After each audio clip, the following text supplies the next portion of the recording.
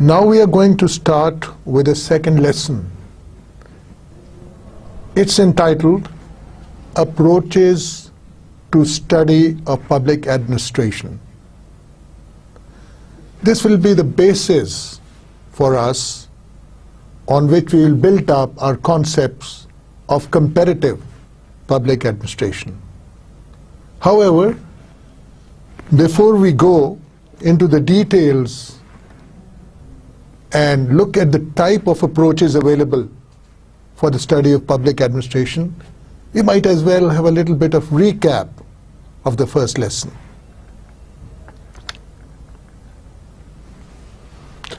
And this is what we talked about yesterday. The roots of public administration, as old as history. जब से इंसान ने रहना शुरू किया इस दुनिया में, तो वो किसी न किसी तरीके से अपने तमाम तर मसाइल को लेकर आगे चला और उनके हल भी सोचता रहा। उसमें एक बड़ा मसला ये था कि हमने आपस में मिलजुल के रहना कैसे है और रहते हुए एक दूसरे के साथ कैसे बिहेव करना है, कंट्रोल कैसे करना है, क्या उसके लिए कोई हुकूमत नाम की चीज़ चाहिए, क्या पब्लिक एडमिनिस्ट्रेशन चाहिए, ये शुरू में सोचा गया। और इसलिए कहा जाता है कि जो पब्लिक एडमिनिस्ट्रेशन की थ्योरी प्रैक्टिस है, it is as old as history itself. यानी जब से बने नौ इंसान ने दुनिया में कदम रखा, किसी न किसी तरीके से, किसी न किसी फॉर्म में पब्लिक एडमिनिस्ट्रेशन राइज रही है। फिर हमने लास्ट लेसन में कुछ कैरेक्टरिस्टिक्स डिस्कस किए थे पब्लिक एडमिनिस्ट्रेशन के। उनमें जो मेजर दो तीन बातें थी मैं अर्ज करता हूं। First of all, public administration is responsible for running all matters related to state. We counted a lot of these organizations, those organizations with which the citizen comes in contact every day: the hospital, the police, the tax authorities, you name it. ये तमाम अदारे जो हैं ये public administration के तहत चलते हैं। यानी एक पब्लिक एडमिनिस्ट्रेटर उनको चला रहा होता है और उसकी खसूसियत ये है कि ये अगर अदारे ना हों तो फिर हुकूमत नहीं चल पाती, फिर लॉ एंड ऑर्डर नहीं होगा, स्टेबिलिटी नहीं होगी, केओस होगा। ऐसे हालात में पब्लिक एडमिनिस्ट्रेशन का होना निहायत ही ज़रूरी है। So we looked at different characteristics and facets of public administration. Then we moved on to the definition of public administration, and perhaps the most effective and short definition of public administration turned out to be simply running the affairs of the state. And who does it? The public administrator. Under whose guidance? Guidance of the politician. So, what is the difference between the role of the politician and the public administrator when it comes to running the affairs of the state? ये भी हमने देखा last time. हमने कहा कि public administration के दो सतून हैं: policy formulation and policy execution. Now, as far as policy formulation is concerned, the major role there is that of the politician, be it the minister, be it the parliament, be it some committees of the parliament, be it the president or the prime minister. The politician in charge, the politician concerned with that area is responsible for policy formulation in that area. यानी अगर आपने science और technology की policy बनानी है, या education policy बनानी है, या सोशल पॉलिसी बनानी है, तो उसकी जिम्मेदारी सबसे ज्यादा सियासतदान पर है। लेकिन इसका यह मतलब नहीं कि सिर्फ सियासतदान पर यह जिम्मेदारी है। In fact there is a lot of policy input, a lot of policy input into the formulation of policy by senior public administrators or civil servants or bureaucrats as we call them. लेकिन जो policy minister या politician देता है वो उस party के manifesto के मुताबिक होती है। उस पार्टी ने जो वादे किए हुए होते हैं अवाम के साथ इलेक्शन के दौरान या वैसे भी, जो उनका मैनिफेस्टो होता है उसके मुताबिक वो पॉलिसी फॉर्म करना एक पॉलिटिशियन की रिस्पॉन्सिबिलिटी और हक है, और उसमें मदद उसकी डेफिनेटली ब्यूरोक्रेट्स करते हैं, पब्लिक एडमिनिस्ट्रेटर्स करते हैं। चूंकि पब्लिक एडमिनिस्ट्रेटर्स को बहुत ज़्यादा वक्त हुआ होता है उस रेल में, उस किस्म का काम करते हुए, इसलिए उनकी नॉलेज काफ़ी होती है और उन्हें मालूम होता है कि आगे कैसे बढ़ना है और उसके फ़वाइद क्या हैं, किस सिमत में अब जाना है, ज़रूरी है। However, as far as policy execution is concerned, that is the primary role of the administrator, of the public administrator, of the civil servant, not of the politician. However, it is the responsibility of the politician to ensure that whatever policy has been set up, has been given, has been formulated, be it in the shape of laws or rules or regulations or policy decisions taken at various meetings, that is followed by and implemented by the state machinery, which primarily is comprised of public administrators who are running the ministries, who are running the state-owned enterprises, departments, directorates, you name it.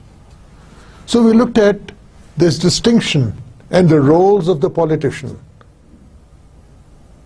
and that of the public administrator vis-a-vis policy formulation and policy execution. And it all adds up in a very interesting way to how political science and public administration interact. They do interact a lot. In fact, there is something called comparative political science.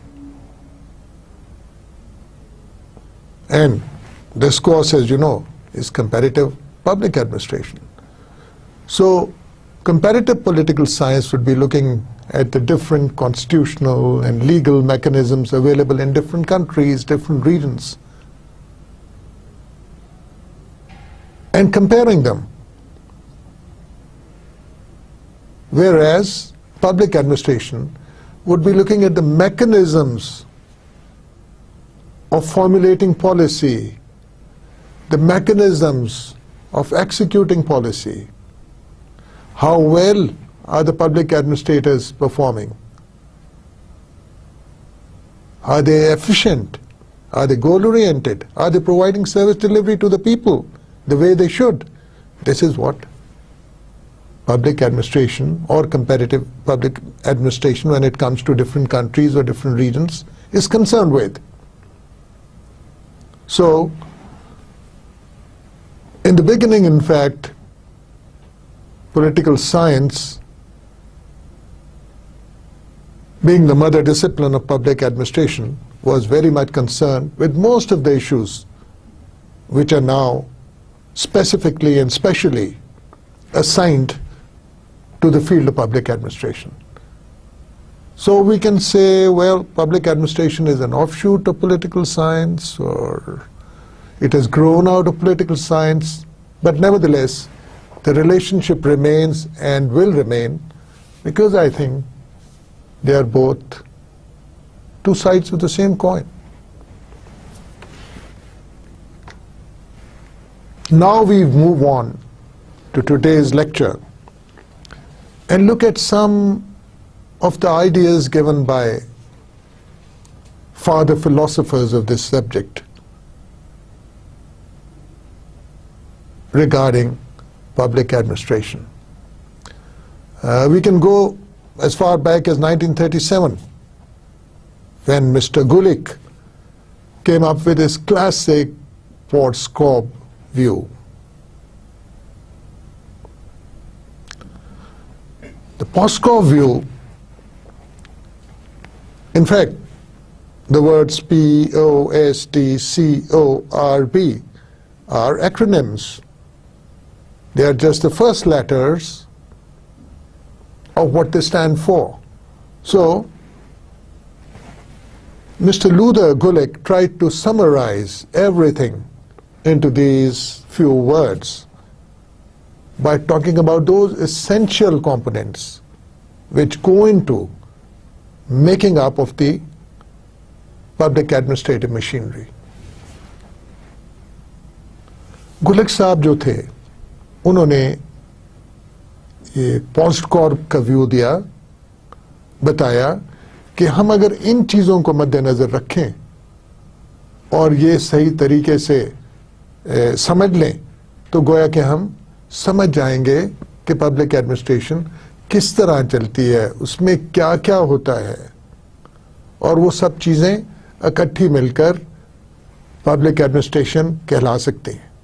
ये Luther गुलिक साहब का view था। अब वो क्या चीज़ें हैं? सबसे पहले planning. We all know that planning is essential for any activity you do. If you have to move from A to B, you got to plan.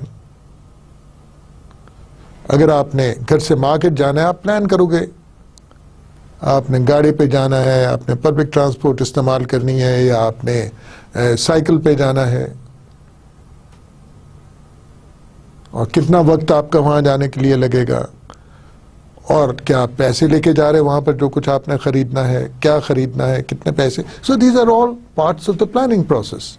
Similarly in public administration the first and foremost thing is planning, which you can say is a bigger dimension even than policy formulation. We have had a number of 5-year plans in our country. We used to have a perspective plan, a 20-year, 10-year plan, you know. And nowadays people even talk about vision, the 2020 vision, the 2030 vision in different countries. So we plan ahead.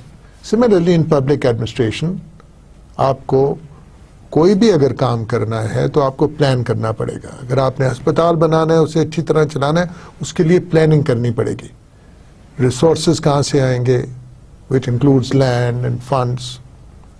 क्या हमारे पास जो specialities वहाँ हमने रखनी है वो doctors मौजूद हैं, उनकी क्या तरीक़ाकार होगा अगर नहीं है लाने का उनको, क्या वो मशीनरी सारी इक्विपमेंट अवेलेबल है या नहीं। तो ये सारा प्लानिंग में जाता है। और फॉर्मली तो पाकिस्तान में as you know planning documents are available. अगर आपने कोई भी प्रोजेक्ट बनाना हो तो उसके लिए एक पूरा सेट ऑफ डॉक्यूमेंट्स हैं, जिसको PC 1, 2, 3 भी कहते हैं। फीजिबिलिटी और प्लानिंग करके आपको दिखानी पड़ती है हुकूमत को, और जब वो अप्रूवल मिल जाता है हुकूमत से, फिर ही आप प्रोसीड कर सकते हैं किसी भी पब्लिक प्रोजेक्ट पे। So planning is extremely important. Now once the plan has been approved, आपका प्लान हुकूमत ने कहा ठीक है, ये पब्लिक सेक्टर में हम काम करना चाहते हैं, जिस तरीके से आपने इसके नशोनुमा बनाए हैं, जो प्लानिंग की है वो सही है, अब चलिए आगे। तो नेक्स्ट स्टेप होता है स्टाफिंग, ऑर्गेनाइजेशन एंड स्टाफिंग। आपने कोई भी काम करना है उसके लिए ऑर्गेनाइजेशन चाहिए और उसमें ह्यूमन रिसोर्स चाहिए, और ह्यूमन रिसोर्स को भर्ती करना, सही ह्यूमन रिसोर्स को सही जगह पे लगाना, मेरिट पर लगाना, उसको स्टाफिंग कहते हैं। तो अगर आपने एक अस्पताल बनाना है तो आप उसकी ऑर्गेनाइजेशन करेंगे कि कौन सी स्पेशलिटीज उसमें होंगी। क्या वो चिल्ड्रन का हॉस्पिटल है? अगर चिल्ड्रन का हॉस्पिटल है तो चिल्ड्रन की कौन सी डिजीजेस उसमें केटर टू होंगी। ये सब बातें आपको देखनी पड़ेगी एक अस्पताल के लिए। तो आप गोया उसी किस्म की ऑर्गेनाइजेशन बनाएंगे। अगर एक अस्पताल का इमरजेंसी यूनिट है तो उसकी ऑर्गेनाइजेशन मुख्तलिफ होगी इंटेंसिव केयर यूनिट से। तो अगर एक लॉन्ग टर्म डिजीजेस के लिए या टर्मिनल डिजीजेस के लिए अस्पताल है, उसकी ऑर्गेनाइजेशन बिल्कुल डिफरेंट होगी। तो आपने ऑर्गेनाइजेशन बनानी है अपनी प्लानिंग के मुताबिक, जो जो आपने करना था उसको अब आपने इम्प्लीमेंट करना है, तो उसके लिए ऑर्गेनाइजेशन जरूरी है। So you set out to build an organisation very much in keeping with the planning which you have done. Because once you have organized and an organizational structure is there, it's not easy to change it. So you should really project yourself a little bit into the future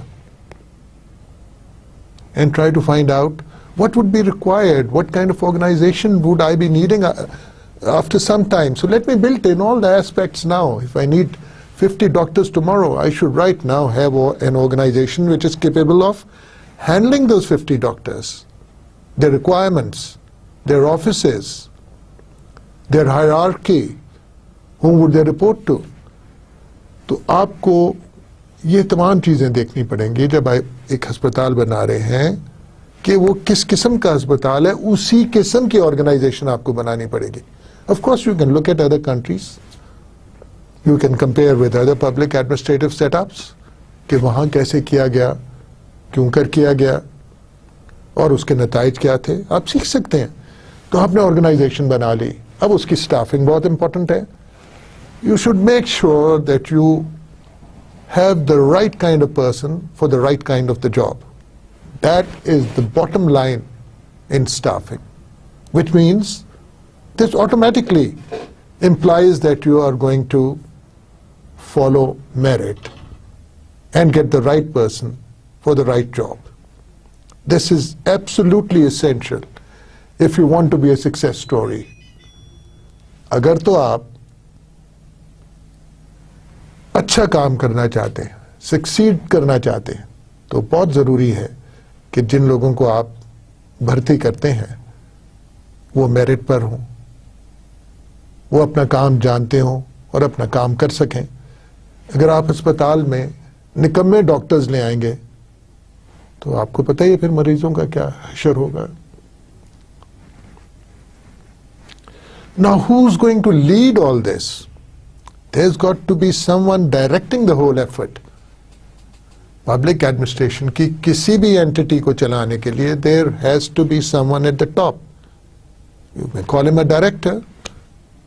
You may call him a director general or a managing director or even a secretary to the government, be it the federal or the provincial government.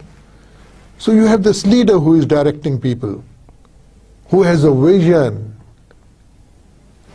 आपके leader के पास vision होना बहुत जरूरी है, वरना वो छोटी छोटी चीजों में पॉलिटिक्स में पड़ गया अगर, तो फिर उस ऑर्गेनाइजेशन का अल्लाह ही हाफिज है.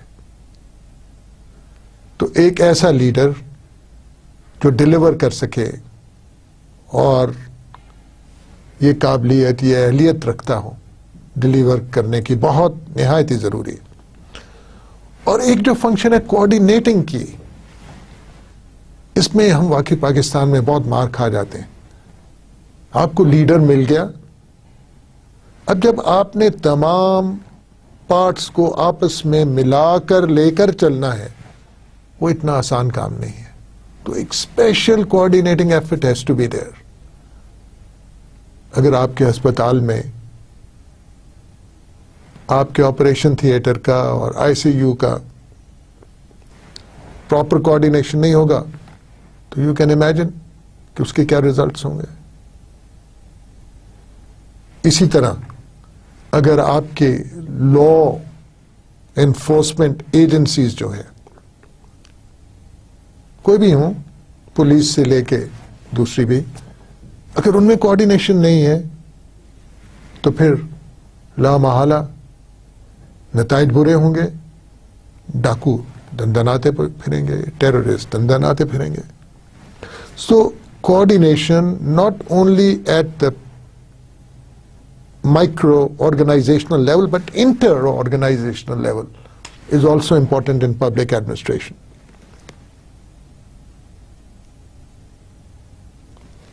And we should not forget the role of reporting. R stands for reporting. Someone has to report to someone else, higher up in the hierarchy and so on, till the master, till the political in charge, till the political master. तो ऐसे में एक reporting mechanism भी ज़रूरी है, एक hierarchy भी ज़रूरी है कि पता हो कि मैं जो काम कर रहा हूँ उसका मैं जिम्मेदार हूँ और उस काम को कोई देख रहा है, मैं किसी को रिपोर्ट कर रहा हूँ और वो मेरे नताइज पर नज़र रखे हुए है। इससे थोड़ा सा हट कर बल्कि तकरीबन वही चीज़ जिसको मॉनिटरिंग भी कहते हैं, यानी आप जो सुपरवाइजर अब है जिसको आप रिपोर्ट कर रहे हैं वो आपको मॉनिटर कर रहा है, सुपरवाइज कर रहा है। तो अगर कोई रिपोर्टिंग मैकेनिज्म है तो उसमें एक मॉनिटरिंग मैकेनिज्म भी उसके पैरेलल चल रहा होता है। And last but not least, budgeting. What can you do without money? अगर पैसा ही नहीं है तो आपका अस्पताल कैसे चलेगा? तो पहले दिन से आपको अपने बजटिंग एस्टिमेट्स करने होते हैं, कितने फाइनेंशियल रिसोर्सेज चाहिए उनका अंदाज़ा होना चाहिए आपको, और वो आपके प्लान में बिल्ट इन होना चाहिए ताकि वक्तन फवक्तन जब आपको उस बजट की ज़रूरत है you are able to get it because you have already put it in your plan and it has been approved. So unless there is a very big constraint, or if that particular project loses importance in the eyes of the public in the eyes of the politician, then you may not get money. But you have to budget each and every activity. And budget in a more very efficient manner, but also a logical manner. For example, you will have to put in the cost of inflation. You will have to put in the possibility of delays in the project.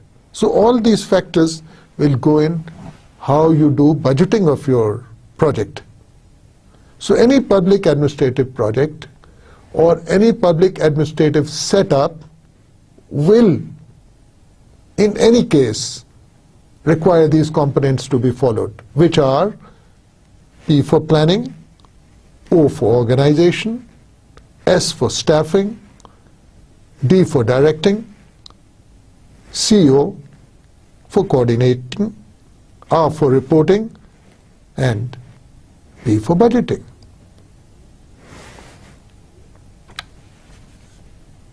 A little bit more about this. I'll read out. Planning, that is working out in broad outline the things that need to be done and the method for doing them.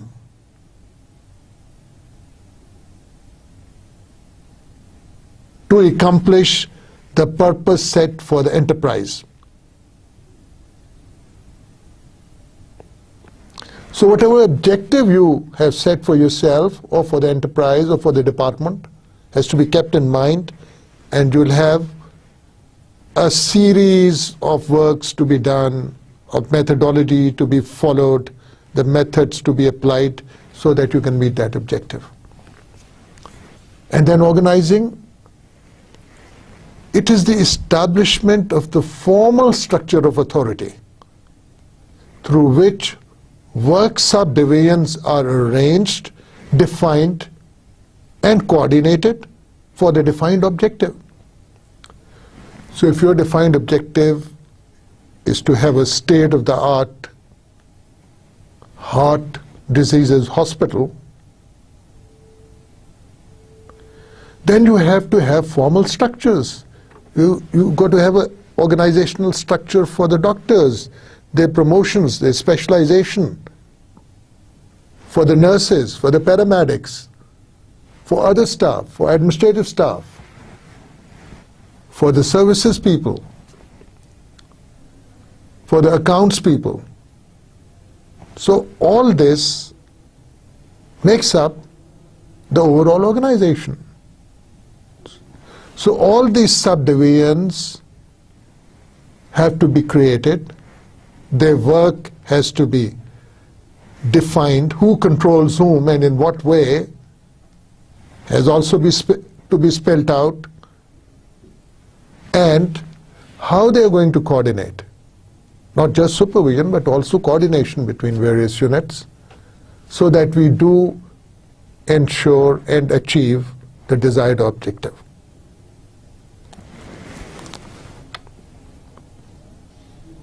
Now, on to staffing and directing. First, staffing. Staffing, that is the whole personnel function of bringing in and training the staff and maintaining favorable conditions of work. Extremely important, the training and the welfare part, the favorable conditions of work. आपने वक्तन फवक्तन, एक तो पहले जो training ली होती है, आपको कोई doctor साहब मिले अपने अस्पताल के लिए, पहले उन्होंने एक हार्ट हॉस्पिटल में काम किया हुआ है, तो उन्होंने कुछ ना कुछ बैकग्राउंड है, ट्रेनिंग है, लेकिन अब टेक्नोलॉजी चेंज हो गई है. वो स्टेंट डालते थे, अब कोई नई टेक्नोलॉजी आ गई है स्टेंट से भी बढ़कर, और इतनी इन्वेजिव नहीं है, तो आपको उसमें उनको ट्रेनिंग देनी पड़ेगी. So it's not just a one-time thing. Training is ongoing with advances in technology, in specializations, in theoretical knowledge also. So all these aspects mean that you are continuously upgrading your staff, and training is essential. Unfortunately, in our organizations, whenever there is a budget cut, the research part and the training part goes out of the door. हम कहते हैं भाई ये तो इतने काम की चीजें नहीं हैं, इन पे पैसे अब नहीं खर्च करते, वही हम एक और बिल्डिंग बनाने के लिए खर्च कर लेते, लेकिन ये दरअसल ज्यादती होती है. अगर आप अपने एम्प्लॉयज को अपग्रेड नहीं करेंगे तो आपका जो भी मंसूबा होगा, जो भी प्लान होगा, जो भी प्रोजेक्ट होगा, it will not do very well. And very important also, you got to maintain favorable conditions of work. How can you do it? Give them a good working environment, look after them, be a benevolent manager,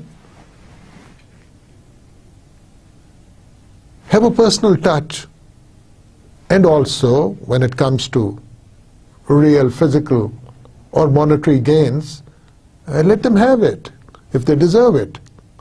So your people won't run away from your organization if you give them favorable conditions of work. I can assure you, do so. And it will definitely multiply. There'll be a quantum raise in the productivity of your organization if you are really looking after your workforce, after your staff, after your managers, everyone in the organization. Directing and coordinating go together a little bit more. Directing, that is the continuous task of making decisions and embodying them in specific and general orders and instructions, and serving as the leader of the enterprise. तो directing क्या है? यानी ये one time चीज नहीं है, ये चलता रहता है. जब भी कोई ऑर्गेनाइजेशन चल रही है, उसका हेड जो है ऑन गोइंग प्रोसेस है, उसने डायरेक्ट करना ही है, उसने मैनेज करना ही है, उसने लोगों को रास्ता दिखाना ही है, उसने जहां प्रॉब्लम कोई आया है उसको सॉल्व करना ही है, ये उसका काम है, उसने लीडरशिप देनी है. तो डायरेक्टिंग जो है ये वन टाइम एफर्ट नहीं है, it goes on and on. और सबसे इंपॉर्टेंट पार्ट जो है जब भी आप डायरेक्ट कर रहे हैं इज द डिसीजन मेकिंग. आपको हर वक्त कोई ना कोई डिसीजन लेना पड़ेगा. For example, a very simple decision, B punctual, come on time. If you won't come on time, you'll be penalized. When it comes to a hospital, what about hygiene in the premises? The person who's directing the hospital has to be very careful about the hygiene in the hospital premises. उस पे कोई compromise नहीं हो सकता. So from time to time वो director जो है इस किस्म की इंस्ट्रक्शंस देता रहेगा कि हाइजीन का स्टैंडर्ड प्रॉपर मेंटेन रहे। अब कभी ये ऑर्डर्स जनरल भी हो सकते हैं, स्पेसिफिक भी हो सकते हैं, ओवरऑल हॉस्पिटल के बारे में भी हो सकते हैं, खास यूनिट के आईसीयू के बारे में भी हो सकते हैं। सो anyone who is the leader of the enterprise is its director and responsible for making the right decisions and ensuring their implementation also. And one of the most important tasks is coordinating. I will read from here now. Coordinating, that is the all-important duty of interrelating the various parts of the work, or, well, that means that it should be a common thread that runs through all the activities of the organization. यानी आपने उसको ऐसे seamlessly, इतना smoothly चलाना है, काम को coordinate करना है कि वो एक ऑर्गेनाइजेशन में ऑटोमेटिकली कोऑर्डिनेशन होती रहे। जो आपका हार्ट स्पेशलिस्ट है वो अपने एनेस्थीसिस्ट के साथ स्मूथली चल रहा है, उनकी आपस में लड़ाई नहीं हो रही, सर्जन जो है उसकी और एनेस्थीसिस्ट की। इसी तरह नर्सें और डॉक्टर जो है स्मूथली चल रहे हैं आपके हॉस्पिटल में। You are coordinating the efforts of all these people, और उसके बाद you are coordinating the efforts of the units. ये आईसीयू है, ये आउटडोर है, वगैरह वगैरह, आप उन सबको कोऑर्डिनेट कर रहे हैं। तो coordination is the core activity of the director, the person who's the leader, and others at different levels, to ensure that the activities of that organization run extremely smoothly.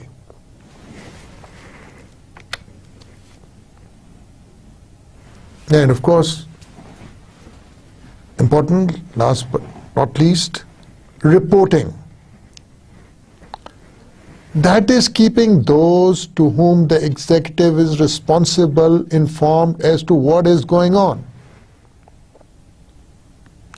which thus includes keeping himself and his subordinates informed through records, research and inspection.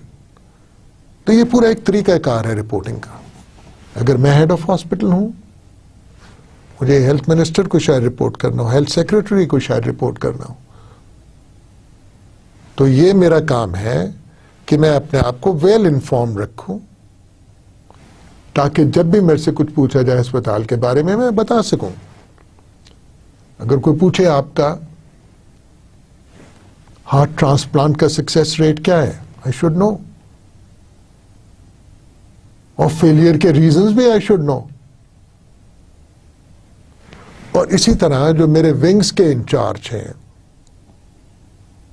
they have to keep them informed through their reporting mechanism कि उनका अदारा कहाँ खड़ा है, वो unit कहाँ खड़ा है, उसमें काम कैसा हो रहा है और कौन किसको रिपोर्ट कर रहा है। ये पूरा एक मैकेनिज्म होता है रिपोर्टिंग का, जैसे मैंने पहले अर्ज किया।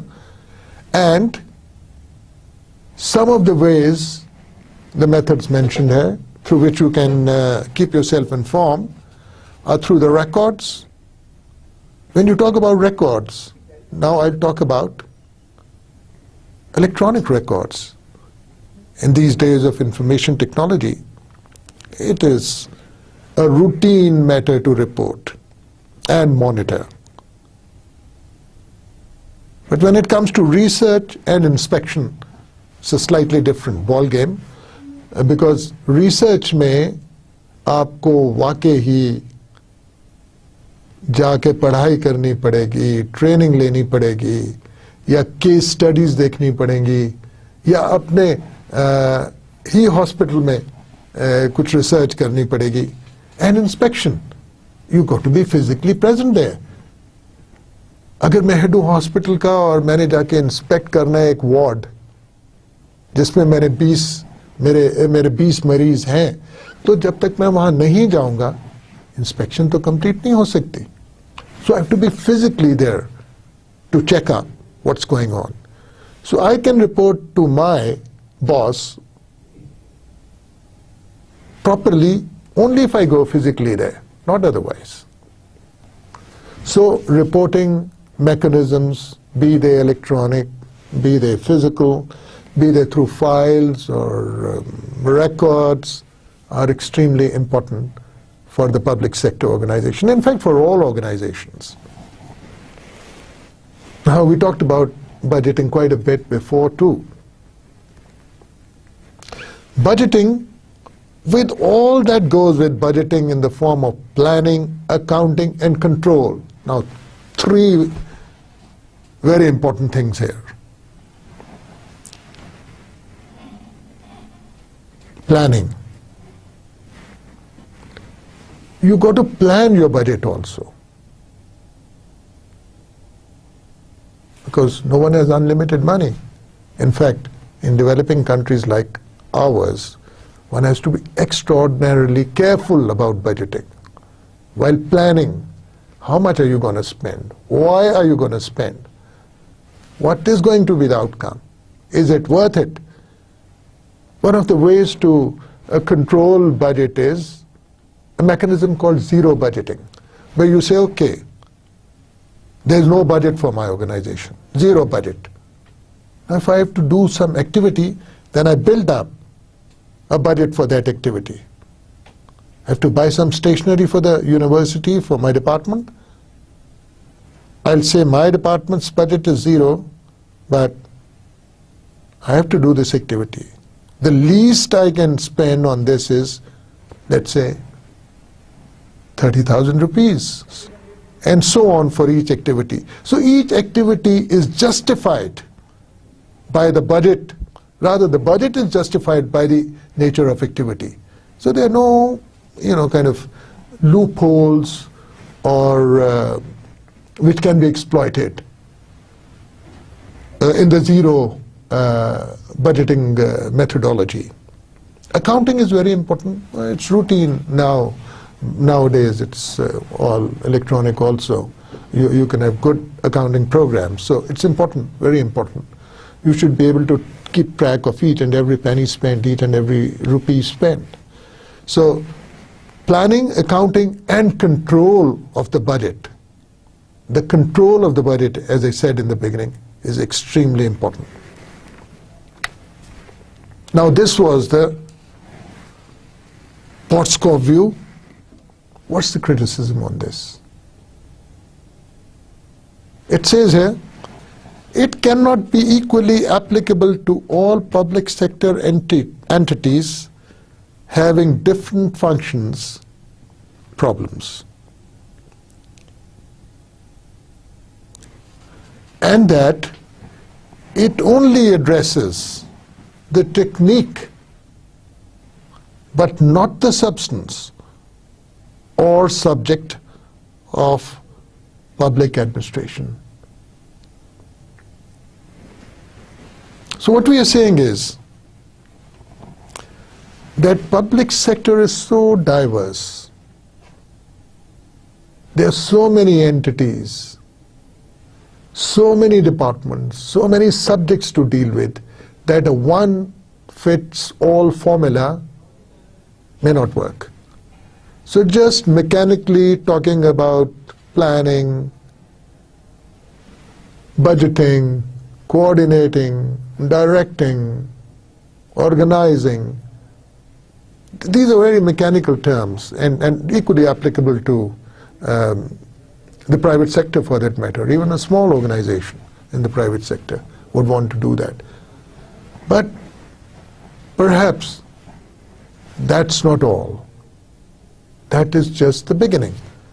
So it's very important, extremely important to understand what a particular public sector agency is doing. What is the end objective? What tasks are supposed to be performed? Like we talked about hospital. What tasks are being performed in that hospital? So, people who do not know much about heart disease or related knowledge, the particular subject matter of this entity, of this project we are talking about, may not be the right persons to be in that organization. So it's not just that mechanical thing which is going to help you.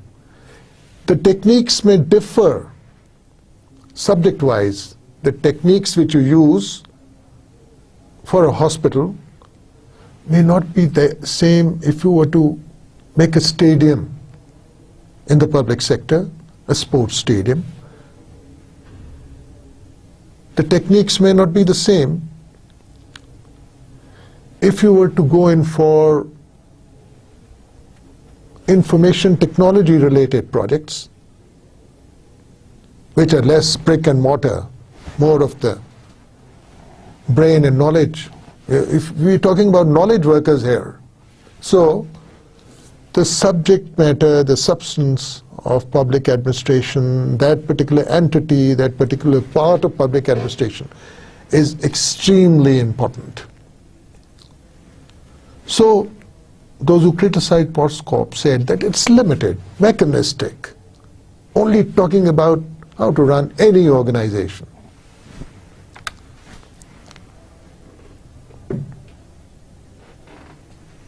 Just carrying that forward. Administration is concerned with what and how of government. What is the subject matter or the technical knowledge of the field? And we should know what techniques of management can ensure success for what kind of entity, for what kind of project.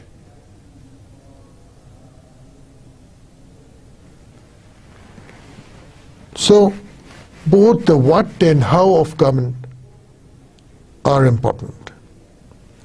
How is how we are going to do it, primarily the POSCOP view.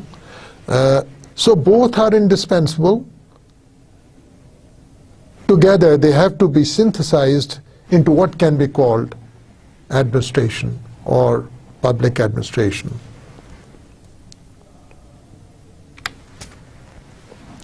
Now we come to the real core of the lecture, the various approaches to the study of public administration. A little bit about each. The first one is the bureaucratic approach we're going to talk about. And what is that? Let me read. One of the most important approaches is based on Max Weber's ideal type bureaucratic model. You'll be listening this name over and over again in this course, or in any course on sociology, in political science, or any organizational oriented course.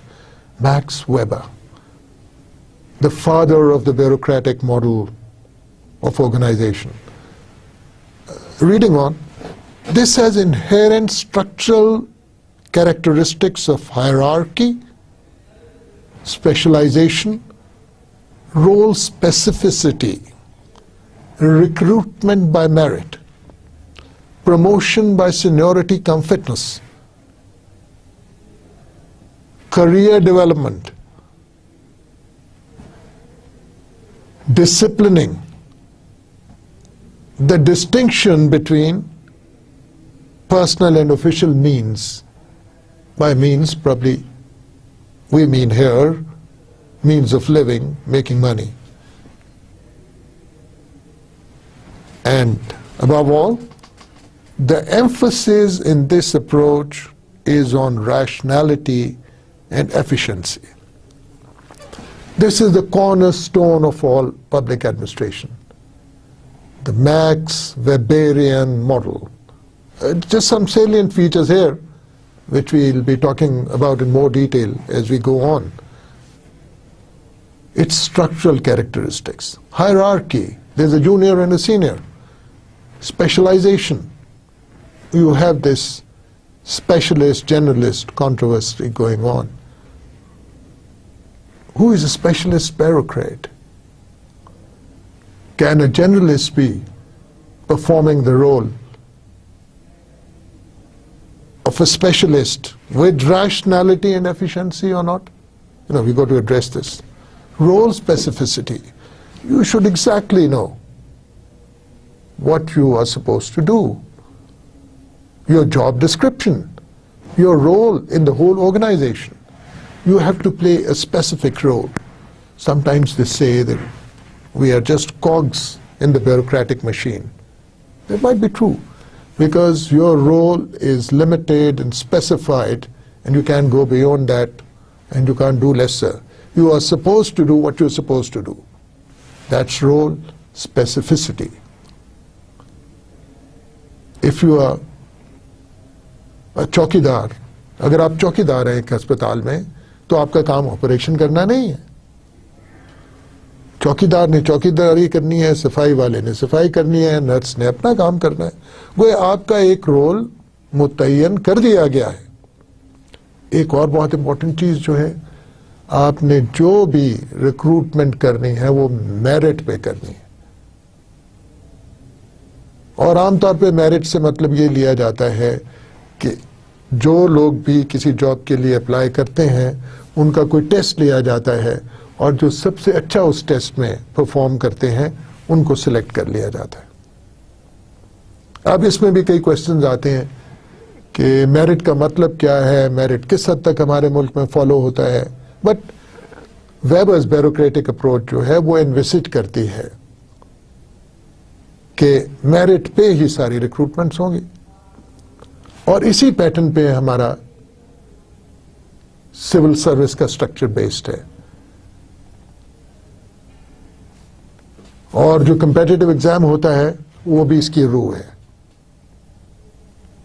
यानी जो public service commission है पाकिस्तान का, उसका ये काम है to make sure that recruitment is by merit to all positions of the government, at least the senior positions of the government, 16 or 17 and upwards. Seniority cum merit पे promotion होगी, यानी आपने कितने साल गुजार लिए हैं सर्विस के वो भी ज़हन में रखा जाएगा, और आपका परफॉर्मेंस कैसा है. अगर बहुत ही बुरा परफॉर्मेंस है और चाहे आपने 30 साल भी सर्विस में गुजार लिए तो शायद आप प्रमोशन नहीं डिजर्व करते. डिसिप्लिन, डिसिप्लिन जो है वो कॉर्नरस्टोन है ब्यूरोक्रेटिक सेटअप का. आपने अपने बॉस की बात माननी है. अगर पुलिस वाला अपने बॉस की इंस्ट्रक्शंस नहीं लेगा कि भाई जाके उस मुजरिम को पकड़ो, तो काम कैसे चलेगा. लेकिन इसमें आगे चलकर हम देखेंगे कि कई दफ़ा divergences of opinion at higher level हो जाते हैं.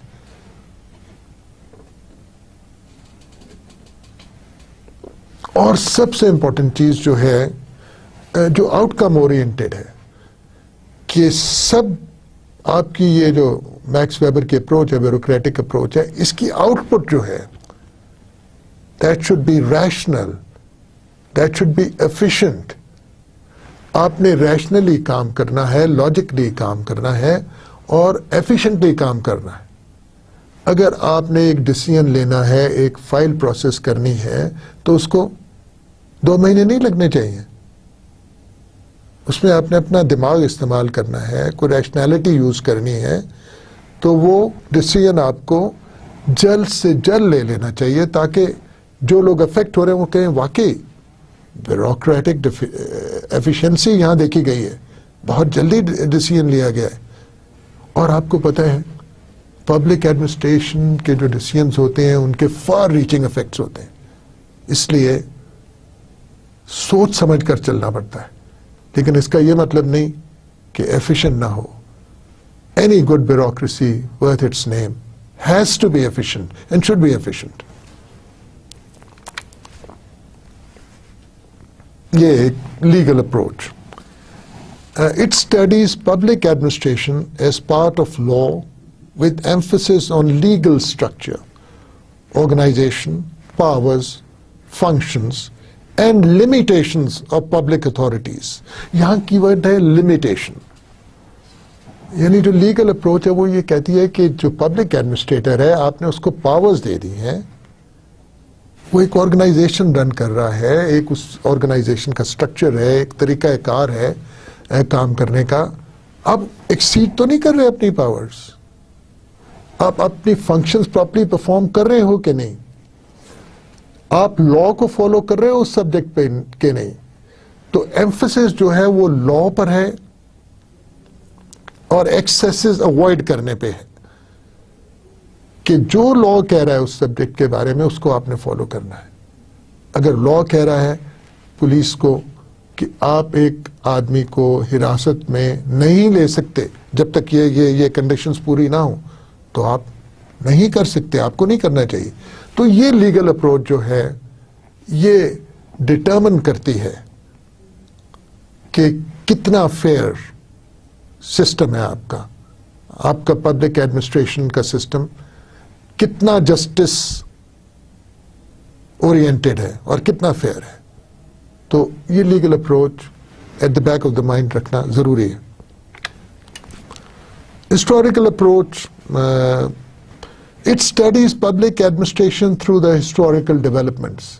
अच्छा, ये comparative public administration में बड़ा relevance हो जाता है इसका कि वक्तन फवक्तन क्या होता रहा है। For example, we look at the bureaucrats, perhaps that's where it started in China. They were called mandarins, the bureaucrats, and they were held very high, in high esteem in the society. इसी तरह Greek और Roman times में उनके अपने bureaucratic systems थे। We all know about the civil service जो UK की है और जिसके पैटर्न पे हमारी सिविल सर्विस बनी है। तो ये सारी हिस्टोरिकल डेवलपमेंट्स जो हैं ब्यूरोक्रेसी की और थियोरेटिकल हिस्टोरिकल डेवलपमेंट्स जो हैं, ये ज़हन में रखते हुए अगर आप आगे चलें तो एक आपको पर्सपेक्टिव मिलता है। तो historical approach is very important also because it organizes and interprets the information pertaining to existence and performance of administrative agencies and processes in a chronological order, यानी chronology, किस साल में क्या हुआ, from ancient times to modern times। आप देखते हैं कि कैसे डेवलप हुई है एडमिनिस्ट्रेटिव साइंस, कॉन्सेप्ट्स कैसे क्रिस्टलाइज हुए हैं, theories कैसे डेवलप हुई हैं। There are a lot of theories relating to public administration, and one of them, like Weber's bureaucratic model, can be treated as a theory. So there are many theories available which have evolved historically over a period of time for us to look at and be inspired from and try to do better. Now the systems approach. The systems approach views an administrative system as a subsystem of the society. It looks at its various parts, that is the formal organization, the informal organization, the roles, the individuals involved, and examines the interlinkages among various parts. Besides, the approach analyzes the dynamic interactions between the administrative system and its external environment. ये systems approach काफ़ी disciplines में follow होती है, यानी आप अलग थलग से नहीं बात कर सकते। आपने एक सोसाइटी के अंदर रह के पब्लिक एडमिनिस्ट्रेशन को एज अ सब सिस्टम कंसिडर करना है, और जाहिर है फिर उसके अंदर आगे जो भी कंपोनेंट्स हैं आपके ऑर्गेनाइजेशन है, सिर्फ फॉर्मल नहीं है, इनफॉर्मल ऑर्गेनाइजेशन भी है और इनफॉर्मल रोल्स भी हैं लोगों के। For example, you might find that in some organisation the senior clerk is the most powerful person, although theoretically he is not supposed to have that power, or an assistant may be the most popular person because he talks to people, he is He knows his work, but he also talks to people. He makes people relax and knows how to interact with them. And then we have looked at the interlinkages between these parts to understand an organization. और सबसे बड़ी चीज कि आपके administrative system का external environment के साथ क्या गठजोड़ है या उस पर क्या इम्पैक्ट हो रहा है.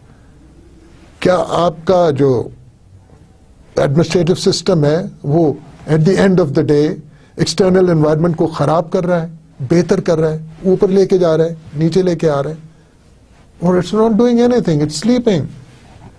आपने ये जो चीजें हैं ज़हन में रखनी है सिस्टम्स अप्रोच के हवाले से. और सिस्टम्स अप्रोच में एक फीडबैक का हमेशा सिलसिला होता है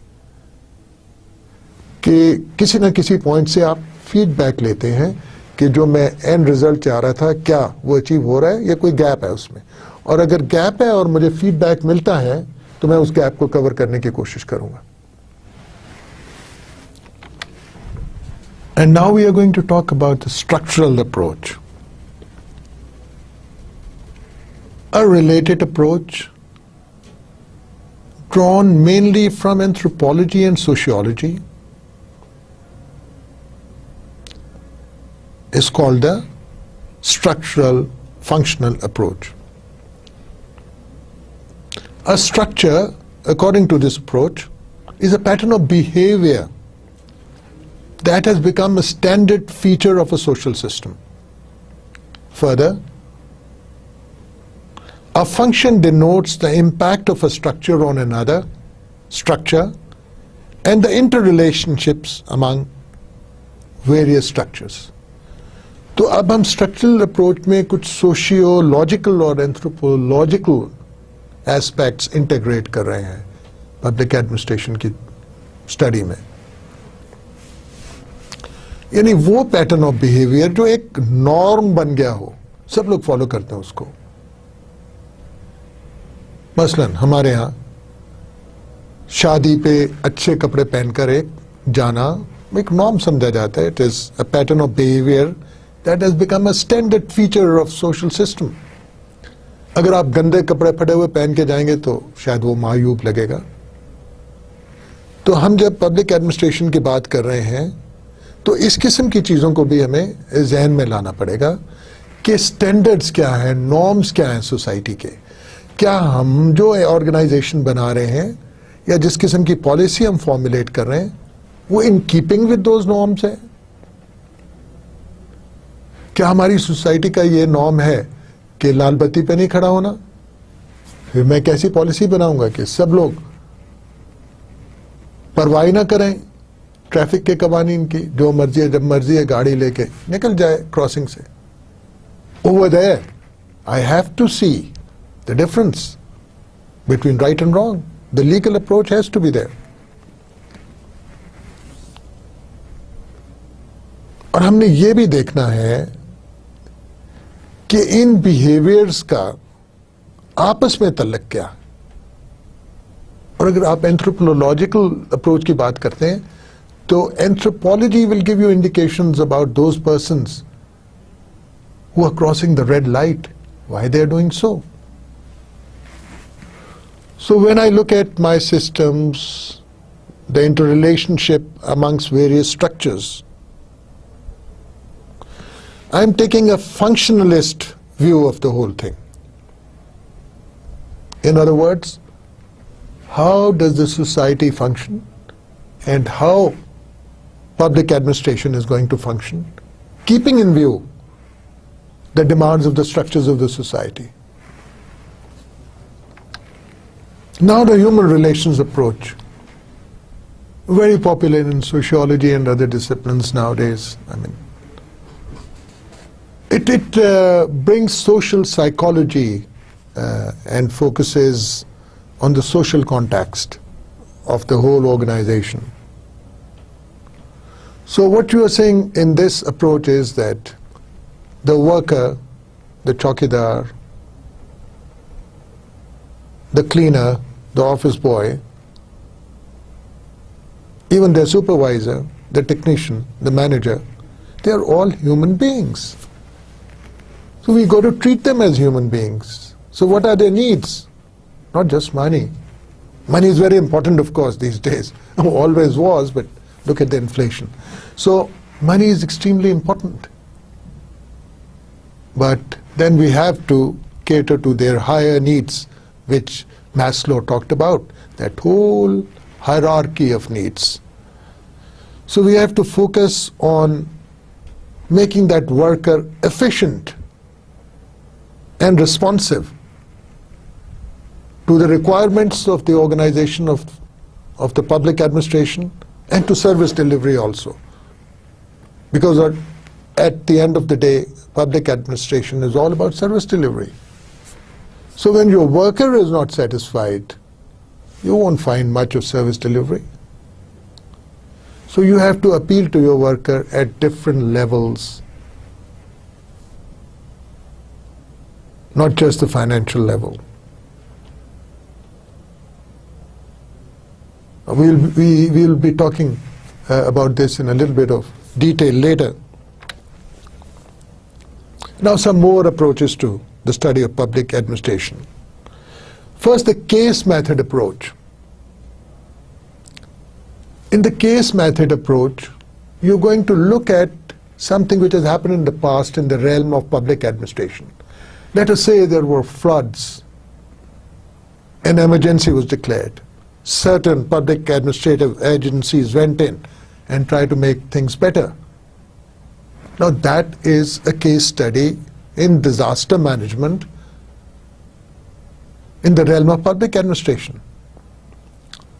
So we look at what kind of decision making was done during that event, during that disaster, why those decisions were taken, what was the impact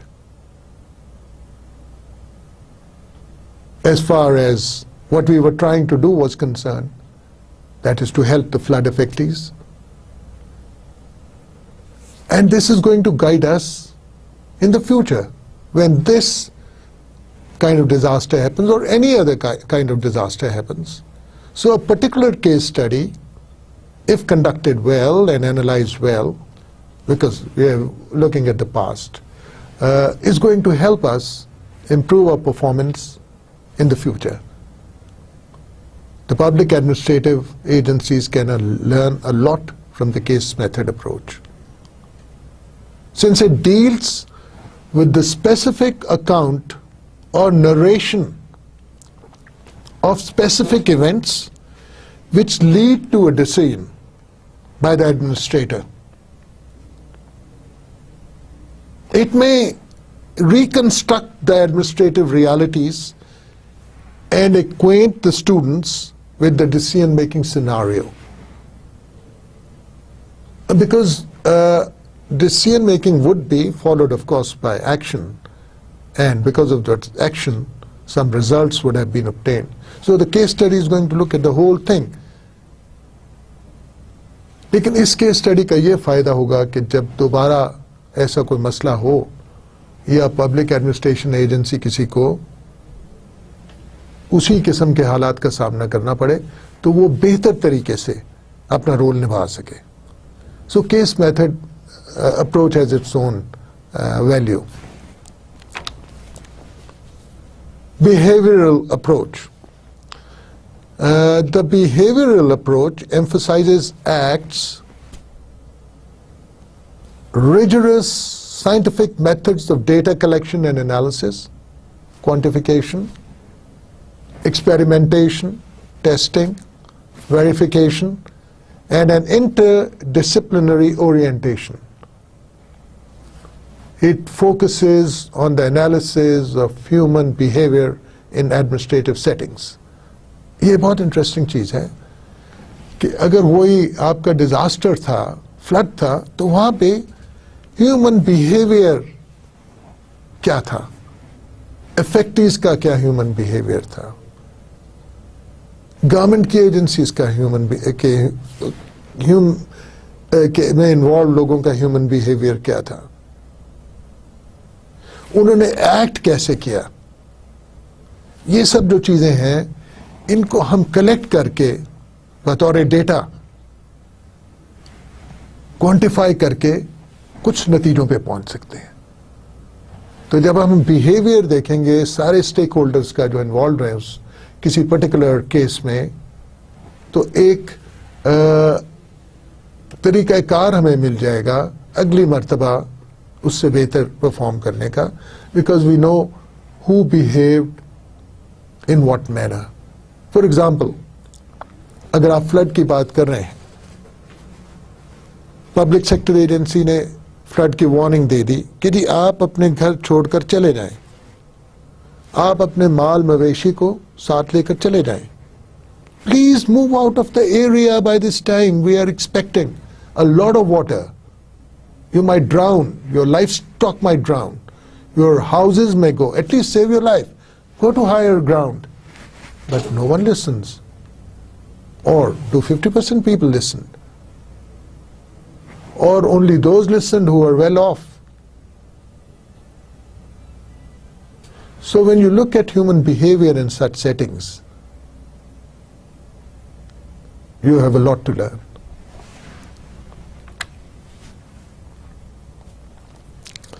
Now we come to the aspect of public choice.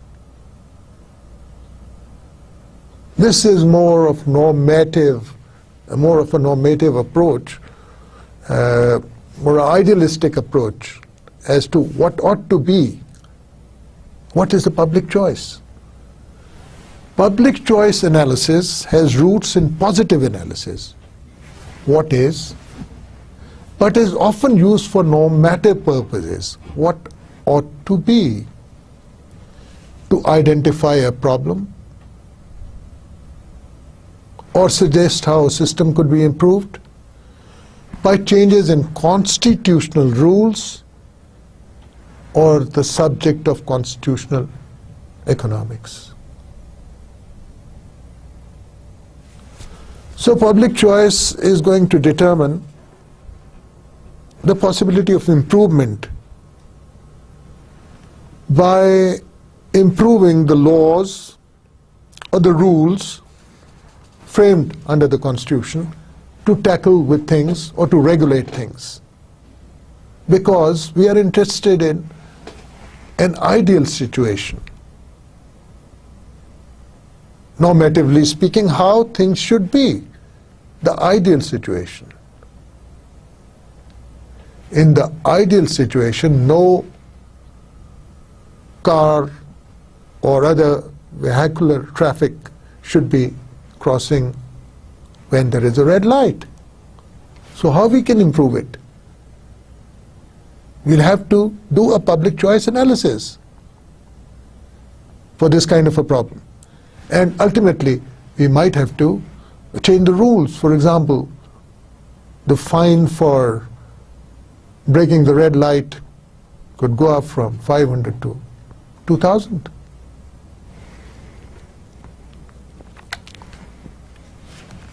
Then there's the developmental approach.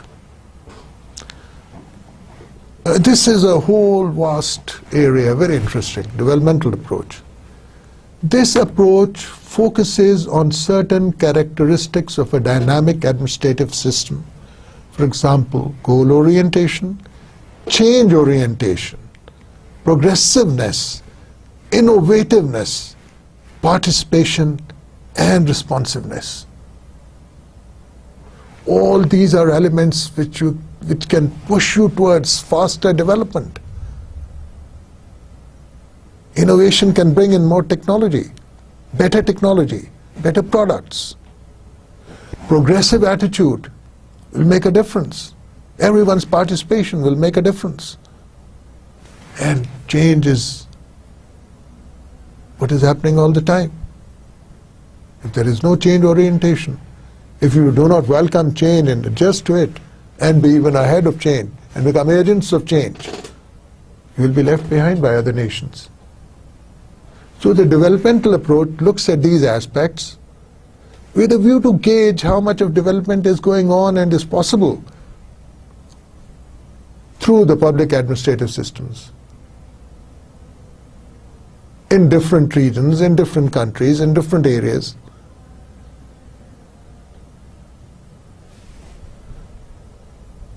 So I think those interested in the developmental approach may like to look at some of the references I would be quoting in my other material.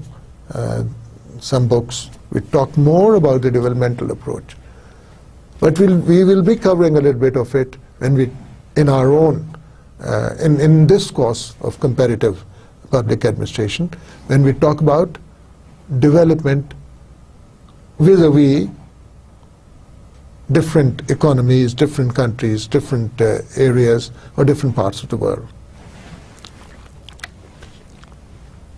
Now the ecological approach.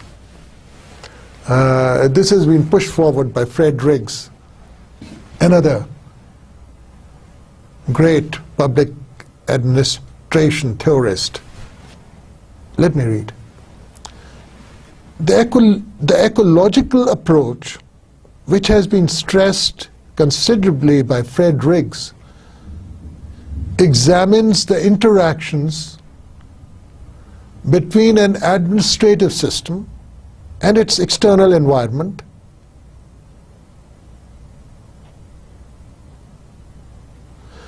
thus the impact of the political system, economic system, social system, and the cultural system on the structure and behavior of the administrative system, as well as the influence of the administrative system on these environmental structures. So this is a two-way interaction. In the ecological approach, we are going to look at all factors, economic, social, culture, and then see how they are impacting the administrative system, and in turn, how the administrative system is impacting the overall environment. यानी हम ये देखना चाह रहे हैं कि जो हमारी एनवायरनमेंट है उसके ऊपर एडमिनिस्ट्रेटिव एक्शन का क्या असर हो रहा है, और जो एडमिनिस्ट्रेटिव एक्शन है वो अपनी जड़ कहाँ से पकड़ रहा है, उसकी रूट्स क्या है, जो हमारा इकोनॉमिक सिस्टम है, सोशल सिस्टम है, पॉलिटिकल सिस्टम है, वो उसको किस हद तक और कैसे इन्फ्लुएंस कर रहा है। यानी एडमिनिस्ट्रेटिव सिस्टम जो है वो बिल्कुल वैक्यूम में नहीं काम कर रहा, बाकी तमाम के साथ इंटर रिलेटेड है, उनसे इंस्पायर हो रहा है, उनसे इन्फ्लुएंस हो रहा है, उनसे प्रेशराइज हो रहा है। और इसी तरह एडमिनिस्ट्रेटिव सिस्टम अपनी बाकी तमाम एनवायरनमेंट को मोल्ड कर रहा है साथ साथ अपने एक्शन से। तो गोया nothing is in isolation. Ecological approach यही बताती है हमें कि एडमिनिस्ट्रेटिव सिस्टम को आपने होलिस्टिकली देखना है, not in isolation. And now we come to our comparative approach. Comparative public administration, we'll be calling it CPA for just the acronym for our purposes later. CPA is an applied intercultural, interdisciplinary, explanatory field of study which carries out cross-cultural investigations in order to provide solutions for management problems and develop management technologies or best practices. बड़ा vast subject है। हम कह रहे हैं कि हम जो existing public administrative systems हैं इस वक्त, या हिस्टोरिकली रहे हैं मुख्तलिफ कल्चर्स में, या इस वक्त मुख्तलिफ कल्चर्स में राइज हैं, उनको हम देखेंगे, एनालाइज करेंगे, इन्वेस्टिगेट करेंगे। किस लिए? ताकि हम ये मालूम कर सकें कि बेहतरीन कौन से परफॉर्म कर रहे हैं सिस्टम, और क्यों कर रहे हैं, और अगर कहीं मैनेजमेंट प्रॉब्लम्स हैं, कहीं एडमिनिस्ट्रेटिव प्रॉब्लम्स हैं, उनको वो सॉल्व कैसे कर रहे हैं, बतरीके ऐसन उनको सॉल्व कैसे कर रहे हैं। और अगर हमें ये पता लग जाता है कि कौन सा तरीक़ाकार पब्लिक एडमिनिस्ट्रेशन का किस कल्चर में, किस कंट्री में, किस एरिया में किस तरह कामयाब है, तो वो हमारे लिए फ़ायदेमंद है, हमारे लिए सूदमंद है, क्योंकि हम उससे बेस्ट प्रैक्टिसेस निकाल कर अपने ऊपर शायद लागू कर सकें। So the comparative approach is going to give us an insight into how we can improve our own public administrative system by looking at other systems in the world currently also. With this we come to the end of today's lesson, and I'm looking forward to meeting you again. Goodbye.